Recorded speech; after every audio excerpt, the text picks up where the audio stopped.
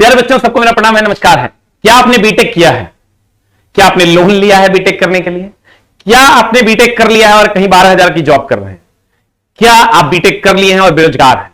क्या आप बीटेक कर लिए हैं और आप अपने सैलरी से सेटिस्फाइड नहीं है?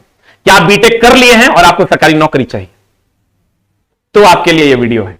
प्यारे बच्चों, जो बच्चे बीटेक कर लिए हैं और बहुत सारी समस्याओं से जूझ रहे हैं और 50,000 से कम की नौकरी कर रहे हैं, या बेरोजगार है, या सामाजिक प्रतिष्ठा खो चुके हैं, या एजुकेशन लोन से पीड़ित है, उन सब के लिए यह सुनहरा मौका है। अगर आप सही तरीके से प्लान करते हो तो आप हिमालय पर्वत पर भी कुछ लोग चढ़ जाते हैं, लेकिन अगर आपकी प्लानिंग अच्छी नहीं हो तो रोड पर चलते हुए भी आपको ठोकर लग सकती है। तो मेरे दोस्त, एक सही प्लानिंग आपके लिए जरूरी है। बीटेक वाले बच्चों, अगर आपको चाहिए अपने जीवन में एक सुंदर सा सक्सेस, तो आपको ये दो वैकेंसी आपको सक्सेस दिला सकती है। एक रेलवे में, और ये इस वैकेंसी में नौकरी लेना बहुत आसान है आपके लिए, एएलपी टेक्नीशियन और जेई। ये वैकेंसी जो है आपके लिए बेस्ट ऑफ द बेस्ट होने वाली है। अगर आप टेक्नीशियन, आप कुछ लोग अपने अपने डाउट्स होंगे उनके कि क्या मैं टेक्नीशियन में एलिजिबल हूं, क्या मैं एएलपी में एलिजिबल हूं, क्या मैं एएलपी में जो ट्रेड दूंगा वो कौन सा ट्रेड होगा, क्या मैं जेई के लिए एलिजिबल हूं, क्या मैं जेई के लिए एलिजिबल नहीं हूं, या जेई का सिलेबस क्या है, या एएलपी टेक्नीशियन का सिलेबस क्या है, कब इसकी वैकेंसी आएगी, कितनी योग्यता है, क्या 1/3 नेगेटिव है, कौन कौन से पेपर से क्वेश्चन पूछे जाएंगे, ये सारी बातें मैं आपको कहने जा रहा हूं।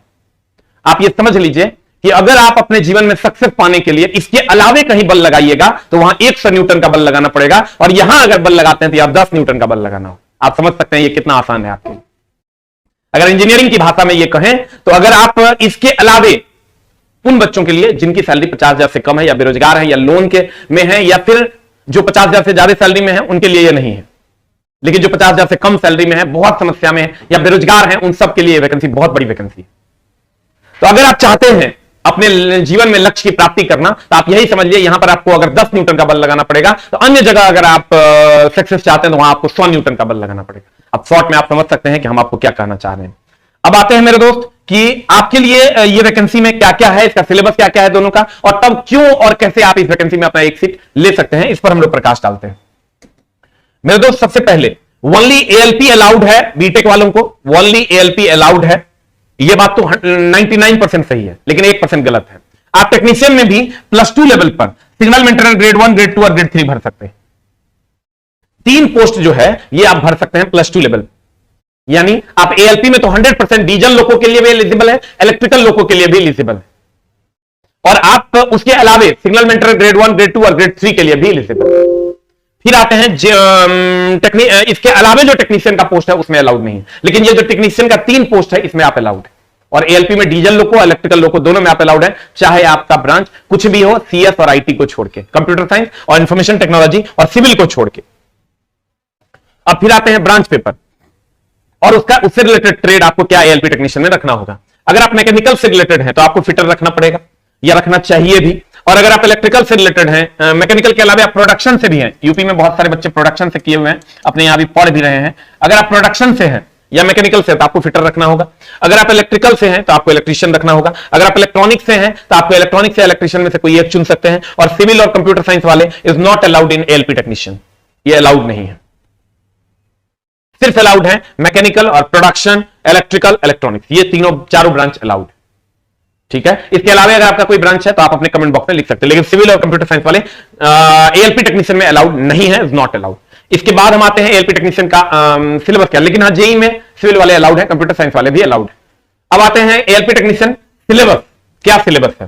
पहले तो आपको प्रथम चरण का सीबीटी होगा, फर्स्ट चरण का सीबीटी होगा, जिसमें मैथ से आपको 20 नंबर पूछा जाएगा, जनरल इंटेलिजेंस यानी रीजनिंग से 25 नंबर पूछा जाएगा, जनरल साइंस से 20 नंबर पूछा जाएगा, और 10 नंबर जो आपका आर्ट्स पेपर और करंट अफेयर्स मिला के पूछा जाएगा। तो यहां जो डिसाइडिंग फैक्टर है वो है मैथ, रीजनिंग और साइंस।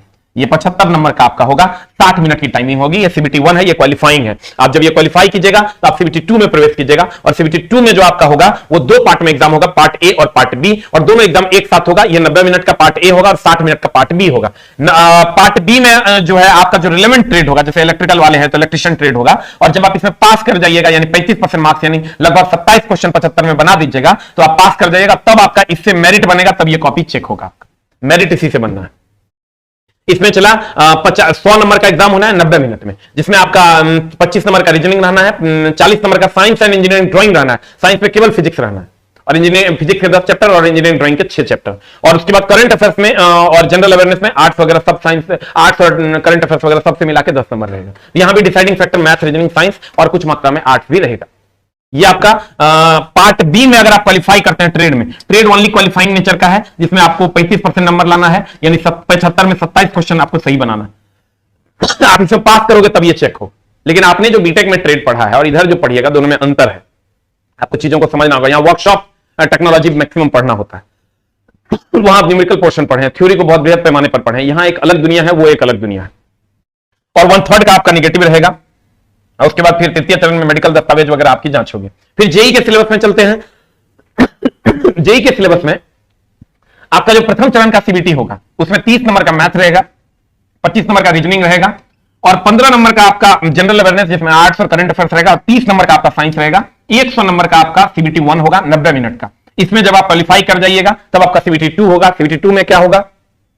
सीबीटी 2 में आप आइएगा तो 15 नंबर का आपका जनरल अवेयरनेस होगा, जिसमें आर्ट्स और करंट अफेयर्स होगा। भौतिक विज्ञान और रसायन विज्ञान, बायो नहीं रहेगा, 15 नंबर का रहेगा। कंप्यूटर और उसके अनुप्रयोग की मूल बातें 10 नंबर की रहेगी। पर्यावरण और प्रदूषण नियंत्रण 10 नंबर का रहेगा और 100 नंबर का आपका टेक्निकल पेपर रहेगा। कुल मिलाकर 150 नंबर का एग्जाम होगा, 2 घंटे तक चलेगा, 120 मिनट। और इसमें भी 1/3 निगेटिव है। अब फिर इसके बाद चला जो है दस्तावेज वगैरह की जांच हो जाएगी। अब चला कहने का मतलब यह हुआ कि ओवरऑल अगर आप करते हैं तो ऐसा कोई चीज नहीं है जो पढ़ना नहीं है। एएलपी और जेईई अगर दोनों को एक साथ आप देख रहे हैं, और ये वैकेंसी मेरे दोस्त हर हाल में जुलाई तक आ जानी है, क्योंकि सबको पता है 2024 में चुनाव है।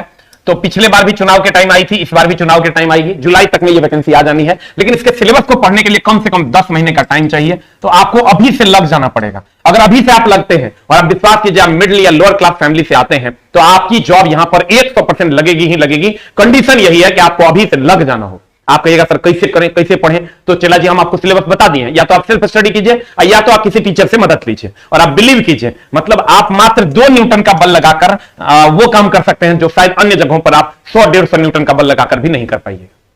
बहुत कम बल लगाकर आप यहां पर सक्सेस प्राप्त कर सकते हैं।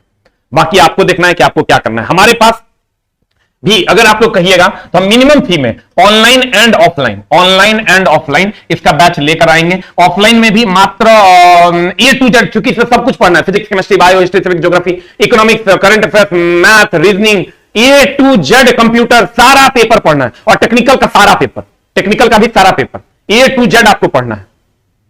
टेक्निकल का भी A to Z पेपर आपको पढ़ना है।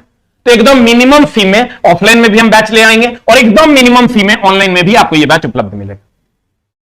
तो आप कमेंट सेक्शन में कमेंट कीजिए कि अगर आपको आप ऑफलाइन में भी पटना आकर हमारे पास 6 से 7 महीना गुजारिए, आपको हम जॉब लेके यहां से भेजेंगे। और ऑनलाइन अगर आप ऑफलाइन नहीं जुड़ सकते हैं, जॉब करते हैं या छोटा मोटा, तो आप ऑनलाइन जुड़िए और जुड़कर वही कोर्स जो ऑफलाइन में चलता है आप उसको ऑनलाइन में कर सकते हैं। ऑनलाइन में ऑफलाइन में एक फायदा यह होगा, कंसंट्रेशन ज्यादा होगा, रेगुलरिटी ज्यादा मेंटेन होगी। अगर आप वही काम ऑनलाइन में अपने से कर सकते हैं तो आप ऑनलाइन में भी कर सकते हैं, लेकिन ऐसा हो नहीं पाता है। तो आप लोग को क्या चाहिए हमारे से, क्या आपको हमसे मदद चाहिए, आप कमेंट बॉक्स में लिखिए। और आप हमसे पढ़िए, कहीं पढ़िए, किसी से पढ़िए, लेकिन आप समझ लीजिए कि मात्र 2 न्यूटन का बल लगाकर जुलाई में आप इस वैकेंसी को प्राप्त कर सकते हैं।